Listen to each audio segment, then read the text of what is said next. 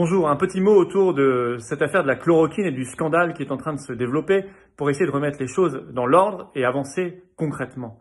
Il me semble qu'il y a deux problèmes dans cette affaire. D'abord, une confusion entre le protocole normal de vérification d'un médicament et le protocole en période de guerre.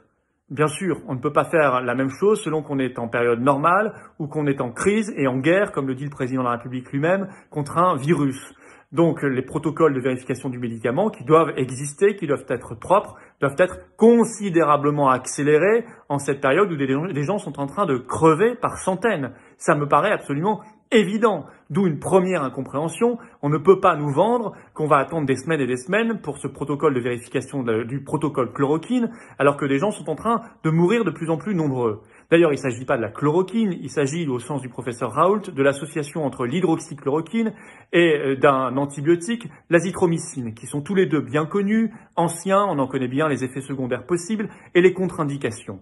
Par ailleurs, voyons ce qui se fait dans les autres pays qui l'utilisent déjà, ce protocole chloroquine. On parle des États-Unis, on parle aussi des Émirats arabes unis, on parle des études chinoises, on part pas de rien. Et c'est même en France que les recherches les plus abouties ont été menées. Nous devons donc avancer très vite, sinon il y aura scandale et sentiment d'une santé pour les uns, pour les puissants, et d'une santé pour les autres, pour les misérables qui n'ont accès à rien. Deuxième confusion, c'est que ce dossier ne doit pas être pourri par les guerres personnelles, les guerres intestines ou les intérêts financiers.